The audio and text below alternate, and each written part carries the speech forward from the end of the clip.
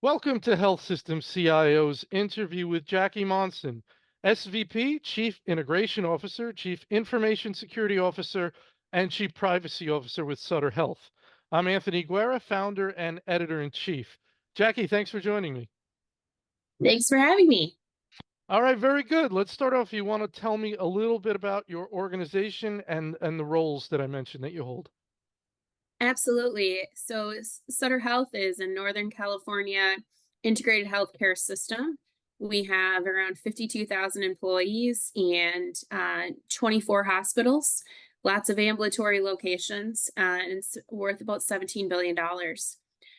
So I'm fortunate enough to always hold more than one job title. And so I am the Chief Privacy Officer, so accountable for the entire privacy program at Sutter Health, accountable as a Chief Information Security Officer for the security program, including cybersecurity. And my newest title is Chief Integration Officer, which is managing all of our major mergers and acquisitions, anybody that we're integrating from externally into the organization. And I'm responsible for a pipeline of around $600 million worth of project initiatives, really to save the organization money, standardize, simplify, and have the opportunity to invest that back into growth. All right, excellent. So, as you mentioned, you have a number of titles. The integration officer you mentioned, which is new. You held a title in the past called Chief Technology Risk Officer that you don't have anymore. I don't know if someone else has that or it's kind of been assumed those duties into other positions. But I wanted to talk a little bit about that.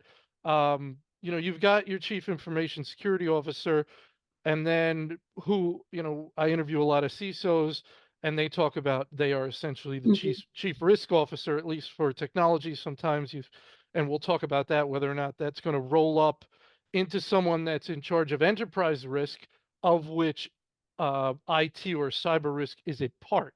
So, for example, you have risk of a hurricane, and there's other risks, financial risks that have nothing to do with IT. But let's talk a little bit. Let's focus on that Chief Technology Risk Officer, what that was about, if that still exists, and your thoughts about where that technology risk belongs. Is it under the CIO, the CISO, this new title? What are your thoughts? Yeah, so Chief Technology Risk Officer doesn't exist at Sutter, although we maintain a dashboard, and it's a shared opportunity between the Chief Digital Officer as well as myself, because the risk is technology related and cybersecurity is a subset of that. So we really evolved that in 2018. We had a major outage at the time and really needed a greater appreciation for what is all the technology risk. Because I think, the fear from the organization originally was we're going to have a cyber attack and be down. We didn't fully appreciate that faulty switch in a data center could actually turn the power off for 27 hours and create other issues for us that had the same patient impact as potentially a cyber issue. And so we really evolved it to manage all of the technology risk, including cyber. So when I took the Chief Integration Officer role, we really just decided that we were going to continue to maintain it in a partnership. And that's what we do.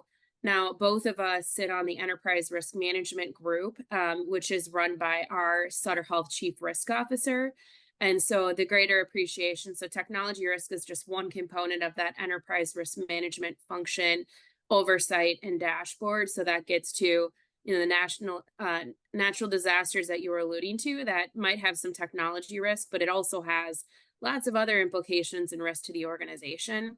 So that's kind of the umbrella of how we look at and manage a risk across the system. And I think, if I was sort of imagining this going forward, I think the future is, as that CISO role has evolved and as my role evolved to be way more focused on not just security, but all of the risk landscape around technology, I see a role in that Chief Risk Officer organization that's specifically focused on technology risk. And I think some of the industry has evolved to that. A lot of them have not yet, because they don't see sort of this holistic picture of all the implications to technology. Right. So cyber is a component of overall IT risk, and then overall IT risk is a component of enterprise risk. Everything Exactly. rolls up. Yep. What's the relationship between the chief risk officer for or a health? What is it or should it be the chief risk officer of a health system and emergency services, who are going to be the folks that kind of deal with Yeah, the respond issue? to it. Yeah. So today at Sutter, it reports into. So we call that environmental risk and Sutter emergency response team combined into one team. And that team reports into the chief risk officer. And they have a dotted line to operations because what they're really doing, if you have a major disaster, we went through the wildfires in California several years ago that actually was, about 60 feet from one of our hospitals and really had to manage through how do we operationalize that? How do we move all those patients and get them to the right place?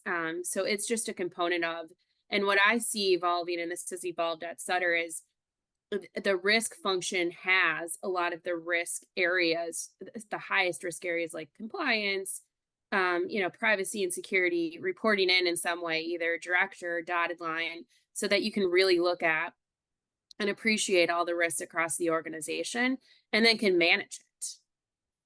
So it's got to make sense on paper, right? I mean, you can look at an org chart in terms of risk, and you could look at it and say, okay, this makes sense. This is things are going to flow correctly. Everything's going to be reviewed, taken care of. It makes sense. And I'm guessing the danger is if things wind up in a black hole, if you're kind of doing it right. And there's sort of a, oh, this stops here, but it can't stop here because the problem Right. won't be resolved if it stops here. Is that what you're trying to do when you look at risk? Exactly. Go ahead, please. Yeah, exactly. It's to create full visibility and to make it not just one person's accountability, but make it the organization's accountability to manage risk. And then, when you have full visibility, everybody's going to see it, right? The executive leadership team is going to manage it. I'm going to see it on these M&A deals and want to manage it. And so I think that just holds it holds the organization accountable more than that chief risk officer, because it would be impossible task to have that chief risk officer accountable for managing all risk for the organization. And so we, actively have conversations at our board about, how we're managing the risk, what action plans, and then they poke holes in it and say, actually, we're worried about this or we're worried about that. And then we change what we're, focused on. If it's an area where, perhaps we missed or we have additional opportunities, if they're worried about it, we should be worried about it too. One of the CIOs I was reading, CISOs I was reading the other day, and he was talking about how understanding and appreciating risk is one of the challenges of hiring new people. They don't quite understand. They're either overestimating or underestimating a particular issue. And that's real learning curve there for understanding the environment. And I've had other conversations that talk about context, Mhm. understanding. You would need to understand the sort of the operational context of the risk. For example, a clinician wants to bring in an application that they say is a game changer for patient safety and there are no competitors. Let's assume that's true. If you don't understand that, you might just look at that application in a vacuum and say, no, it's too much risk here. But if you have the context, you might say, okay, we'll see what we can do. We get it. So what are your thoughts on those two issues there, those kind of two dynamics? Yeah, I would completely agree with that. I think, just thinking about the evolution of, you got to have deep knowledge of operations and you got to understand risk, and that takes time, right? You're not going to have, and I'll give you an example of when I first started out in privacy. In the first 2 weeks I was at Mayo Clinic, I think I visited my chief compliance officer boss every other day, telling him about all the risk that I was identifying. And one of the things he said is, "Well, that's great, Jacki, but what are you doing about it? And how important is this really?" And that was a game changer for me to think about it differently and think, yeah, the world isn't black and white. And now that I think about it, having, 20 plus years in this industry, is everything that I went to about was not important and it wasn't high risk and it wasn't, a real big issue. But if you don't see that holistic view and understand it, you're not going to really look at it, from a true risk lens standpoint to appreciate, okay, well, how big is a security risk actually in comparison with, a natural disaster or a risk of patient safety and quality. And I think once you can see that whole picture, which takes experience to be able to evaluate it, that's critical to this chief risk officer role and anybody that's sitting in my type of role where you're trying to evaluate every single day what this risk is to the organization and then what you do about it and how you manage it and what that sense of urgency is. And so I definitely think it's an evolution that if you're starting out in this space, you're not going to fully know, and acknowledging that and then understanding the big picture. And I feel like it's a constant learning. I'm still learning. And I've been at Sutter for 11 years now, and I'm still learning the organization. And I would tell you that with my integration role, because I'm doing both internal and external integration, that I have an even greater appreciation for, what all the risks are for the organization and how you kind of manage through that. And so having the touch on everything versus a narrow area, I think is critically important to, managing through it. Because the other thing is in healthcare, it's not unlimited funds, right? We Hmm. can't mitigate every single risk. And so you really do have to balance all of those risks and identify which ones are the most important risks that we absolutely have to either mitigate or identify how we can manage it. Yep, yep, makes a lot of sense. So, from what you're saying, a few things came to mind. One is that a lot of IT departments in hospitals, they like to pluck from the operations side.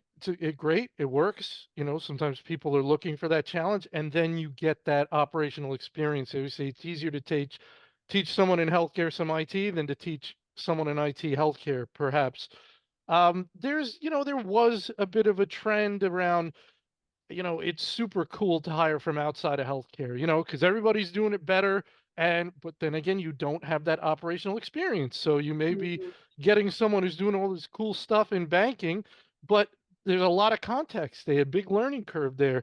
Um, and the other thought I had when you were talking is, if you really want to move up, if you're in IT, cyber, and you really want to move up, you have to get out of the IT department. You got to understand operations. So you need to make that a priority and push that if you want to advance in your career. You need to ask your manager, what can I do to better understand operations? Your thoughts on any of that? Yeah, I think, and in fact, I served as an interim CIO last year at Sutter, and I was a little surprised that most of the 1,400 individuals that worked in IT, nobody had been out in the field to sit with clinicians. And rounding, I think, is an absolutely important thing. So I made it a part of their job requirements that they had to spend at least 10 hours a month out in the field learning it, and understanding what the challenges are and how they implicate it. So if you have a system outage on an application, you might not think it's a big deal if you're sitting in the ITO, we'll fix it, we're moving forward. But in reality, 1 hour down in your electronic health record is a pretty big patient and clinician impact. So I think it's absolutely critically important. I think on the idea of operations to IT, I some of those skills are transferable and they aren't. So I think it depends on where the niche of the skills are and how that fits together. And I also, individuals that come from other industries, often the challenge is they don't understand the complexity. Healthcare is way more complex, especially the IT infrastructure and operations. So over the last year, Sutter's onboarded a lot of new senior executives. We got a new CEO last December, and me and a couple other individuals are the only ones left from the original group, and are having to bridge that knowledge gap of just, well, why did we do what we did? Why did we make the decisions that we made, and how do we move forward? And so I think there's just a lot of complexity, and acronyms and everything else in healthcare that you have to get up to speed on to be able to effectively do your job. And that has to play into, how who you hire and how you hire. I always think that some disruptors are helpful, different perspective, different experiences, but too many of them will create challenges for you and not understanding what you're dealing with. And that at the end of the day, there's a patient at the end of everything you're doing and touching, and you have to be thoughtful about that. Yeah, I was reading an article the other day. I think it was had to do with the CIO of Walgreens. It was one of these big national pharmacy chains, the CIO who's now the former CIO. And one of the ideas was he was reflecting, I believe, on his time there and thought he pushed too much change too fast. And that is why he was unsuccessful. And I've heard this before that there is an ability of an organization to only handle so much change at any particular time. I wonder what your thoughts are around that kind of concept or dynamic. Yeah, so in my integration team, I actually have a change management function, and it's to manage through change and the speed of change. And I think generally people's barometer for change is very little. It's actually Hmm. less than 10% tolerance. And my barometer for change is like 95%. So I'm all on the bus with whatever changes we want to make, which is why I'm in this integration role. But the rest of the organization isn't. And then, you get this fatigue with, you come to work every day and there's, 7 things out of the 10 things that you're supposed to do are completely different. And so we actually, and I think um, there's a big opportunity with change management and really appreciating exactly that. What do we change? How do we change it? And then how is that impacting everything else that's going on and the frontline staff who are dealing with all this change and adversity and they're taking care of patients. So and everybody across it, through the pandemic, we had a lot of change, right? Everything turned to Zoom. We found new ways to kind of connect with your colleagues. And that change and that rate of change now, when you try to get individuals to come back to the office, they don't want to. And because they like it the way that it is. So I think there's a tremendous opportunity around change. And I would agree with his assessment. You have to contemplate how much change you do, how the speed of which you change, because if you don't, you'll end up having everybody opt out and they just won't do whatever major initiative or technology that you're trying to get them to embrace. It's challenging. And I think about like security phishing emails.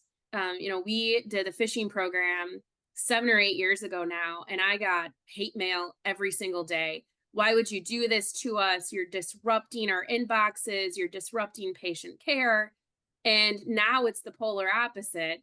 And we have almost a 0% click rate. At that time, we had, I think, like a 52% click Oh, rate. wow. Yeah. And I have people thanking me because they see those real life phishing examples. And then when they go to their personal email accounts or they get the text message or they don't fall victim to those scams. And so it's turned into this teaching moment, but at first it wasn't. And so I think that's just an example of how, um, you know, change is hard and it takes time. And if you do have to be strategic about what you're doing, how you're doing it, the speed of which you're going to manage through it, because there's only so much change tolerance before they just opt out. Yeah, so interesting there. Couple things. Number one, I think it's was very interesting how you talked about understanding the minimal level of change that people can tolerate in general, and I totally agree with that. I think people are extremely intolerant to change. I'll never my father, who's passed away now, he used to use Yahoo Mail, and I think he logged in one day and they moved a button, and he was up in arms. Why did they do this? There was nothing. It was kind of comical. So people despise change. You mentioned that you love change. You're cool with it. You're great with it, but you're enlightened enough to understand can't operate on that premise. Even though I'm that way, I have to understand because I want to succeed. I don't just want to show that I tried to drive as much change as possible and fail. That's not the goal, right? So Exactly. let's understand the limitations of what we're trying to do and work within that construct, right? Yeah, that's exactly right. And you have to appreciate where you are versus where everybody else in the organization is. And so because my barometer of change is so high, I'll go out in the field and say, how would this impact you if we're going to do this? And how much time would it take to adjust? And I leverage these change management experts to really think through it. We just did a large merger with Samsung in Southern California, and it was big change for both sets of the organization. It's the first time we did any M&A since 1999. And so you really have to manage through thinking about all sides of it and how you really coalesce that to create the story for both organizations. All right, very good. I want to ask you sort of an open-ended question and just, see where you want to take it. What are either some of the big trends you're looking at or watching or thinking about that you want to position your organization to either be ready for, sort of that skate to the puck type concept? What are you looking at? Yeah, so I think the biggest area of where I'm focused right now is continuing in the cybersecurity front, using everything we can from a technology standpoint to continue to be intelligent about not only our perimeter, but what are these alerts telling us, and how can we narrowly focus on the ones that matter the most. And then I would say my other area of real focus right now is third party. And the reason why third party, as we've been talking about risk the entire time, is you know, we with the move it was very impactful. So we've seen 30 third party breaches over the last several years, but move it that started in May and continues to be a gift that doesn't stop giving has been hugely challenging and impacting too many vendors in this space. And so, it just highlights the risk conversation of whatever your third parties are doing, you have to care about too, because it's going to impact you downstream. And so I've spent a lot of time over the last 4 or 5 months really notifying on breaches for these third parties on Move It. And so we're really focused on what else can we do in the third party risk area to manage through it. So they have, we have questionnaires, we have evaluations, we have credit like scores for these vendors. But at the end of the day, it's not actually helping us mitigate any of the risk. And so, looking in the forward facing mirror, how do we actually mitigate risk? And is it potentially a different way where we do what we do with our independent physicians, which is we offer them the same cyber technology that we have through a third party, and they provide the monitoring. We get the metrics of how compliant they are with it, what their threats and risks are, and we don't spend any time doing assessments anymore. And so I'm really, really thinking through the third party risk area and how we think about that differently, and how we, are there better ways to kind of manage that risk holistically than how we do it today? If you want to go through that with me a little bit more, is it in essence sort of taking the risk and pushing it off to someone else? Is that what we're talking about? No, it's actually it's requiring them to have minimum cybersecurity hygiene. So in the case of our And these are your independent vendors? physicians, Oh, you're talking about the physicians, independent I'm using the physicians. Go physicians ahead. as an example, but I'm Mhm. talking about vendors. Okay. So in a lot of these situations, like I'll just give you one example. I won't name the vendor, Mhm. but we send them an encrypted file. They decrypted it on their side. They never re-encrypted it, and they didn't have multi-factor authentication. Were implicated by Move It. To me, in that situation, that's completely preventable. And so, how do we actually just prevent it?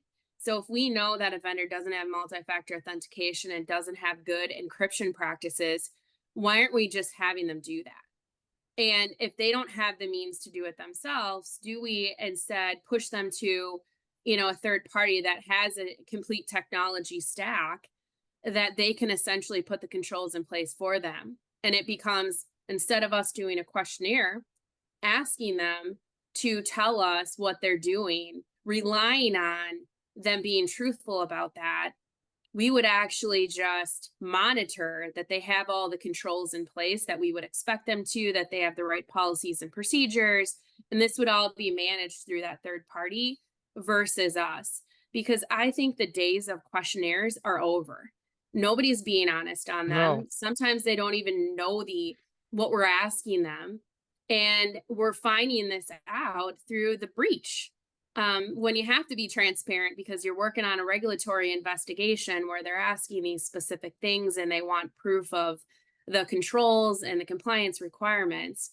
And so that's where I'm thinking now, how do you, sort of force somebody to put a control in place? I think the only way is to just say, we're not going to do business with you unless you have this. And I personally think that in healthcare, that's where we need to go, because we notified several thousand patients since May of these breaches, and the gift just keeps on coming, right? I'm getting notified still today, and there's lots of concerns with that, right? Like, why are you just figuring this out? It happened in May. How do you not know somebody was in your environment?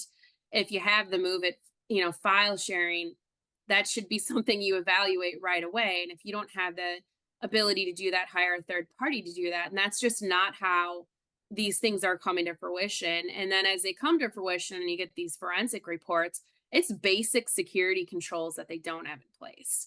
And so, we're not going to prevent every breach with all the security controls, because they find other ways to get into the systems, but we could prevent a lot of them if we thought about it differently and threw out the cost that we do on these assessments and pour that cost into actually helping these vendors get the security controls that we want them to have. Right, because the current process is absolutely unmanageable, It's right? unmanageable and Yeah, it's not helping. It's not right. actually mitigating any risk. Right, so you've got people spending all this time sending out questionnaires, getting this back, keeping track of it's all nonsense, right? Yep. Because I mean, I can imagine at most of these vendors, they get the questionnaire, and it's like, well, you just say yes on everything. We'll get the deal. Let's get the deal. Say yes on everything. If there's anything big, make a note to take care of it. Like if there's a control, say we have it, and let's maybe get it down the road, right? I mean, they want the deal. Yeah. They want the so. Yeah. It's crazy. It's just almost a comical crazy system. And like you said, all this work managing these questionnaires that are inherently useless. Yep. And so application rationalization seems to me a major way to mitigate this. Like that's a realistic, practical way to try and work on third-party risk. You're talking about one avenue of doing it, but another thing is if we've got this big pile of spaghetti, let's fundamentally shrink the pile of spaghetti. Right there, we're going to reduce our risk, right? Yeah, I think application rationalization, maybe even just where the data, narrowed even more specifically to the systems that have data. Hmm. And then how are you managing that data? I think in healthcare, we share data a lot, right? With the government, with third parties, they do this data analysis. And that's where we're really, I think, having more robust data governance and really focusing on, do these third parties actually need our data to get their job done? And if they do, then can they delete it? And can they Mm, delete it in, a short period of time?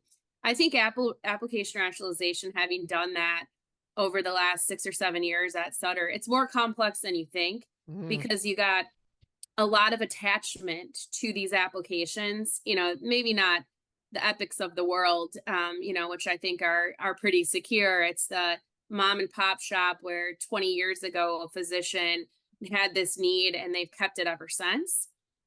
Those are the biggest challenges, and to try to find solutions in a standard way for them takes a lot of time and takes a lot of buy-in and conversation. And so, we took this project on several years ago, I think in 2018, and our goal was to rationalize 50 applications a year. hmm. uh, we got about 15 a Oh, year done because of the stakeholder engagement requirement to make sure that we had an alternative solution in place to be able to manage it. And so what we're really focused on is integration of our core systems and making sure that, for example, Epic, some of our ambulatory surgery centers and some of our other ancillary businesses don't have Epic today. And so how do we widespread deploy that? And then once we're done, rationalize all the applications that sit at those ambulatory surgery centers or our home care uh, ancillary services too. And so I think having done it in different ways, that between the data governance piece, which I do not think is an area where there's a lot of deep focus, besides California, because we have to be, right, with the additional privacy regulations we have, people don't think about and map where their data is going, who Hmm. has it, and then how long do they keep it. And I think with Move It, that was highlighted exponentially because even vendors that, healthcare organizations aren't currently doing business with, they had data sitting from those organizations in this file share system. So how do you push for more data destruction and deletion once they're done with their analysis or analytics versus keeping that data for however long they want? I think is an area that healthcare could be focused on today that would really manage risk. Yeah, and it makes me think that from here going forward, right, we've got everything that's in house, has users. Nobody, and we talked about how nobody wants to change. So you come in, you start saying, "Hey, how about an alternative? This or that." Whoa, whoa, Mhm. whoa! Right. So change is hard. Taking away someone's application is like taking away a child's, whatever that thing is, pacifier. Right. So Yep, not to be dismissive, but it can be very difficult. So you really don't want to let anything in the door. You don't wanna let any more mom and pops in the door you don't have to, right? Because absolutely. you can't get rid of them. Absolutely. Yeah, and if I think the only space where we're seeing is the artificial intelligence area, the AI space where I'm seeing a lot of startups, and we're kind of managing through it in that we're not really looking at them as much as we're looking at the bigger vendors like Mhm. Microsoft, or we have deep trust and relationships. But I think smaller organizations that aren't in a position that Sutter's in, they're looking at the smaller organizations. So until we sort of close that door, or figure out a different way to manage it, it's going to continue to be high risk. Yeah, easy to get them in, hard to get them out, so be Yeah. very careful about who you let in. We're just about out of time. I do wanna ask you for one final question, a little bit of a different vibe to this question, but, um, you are a very interesting person. You have multiple C-suite credentials that shift and change. It's not something you see a lot. My point being, I think you probably have a very unique skill set, a very high leadership abilities. You're doing something right over there. And what can you share about your approach to leadership, handling yourself, managing people? What advice could you give that allows you to be successful? That you think this is part of my secret sauce, this is part of what helps me to be successful. So if you want to share something there, I think it might be helpful. Yeah. So I would say in leadership, I'm definitely a servant leader, and I lead with learning. And so, all of my different roles, I'm number one, a leader first, subject matter expert second.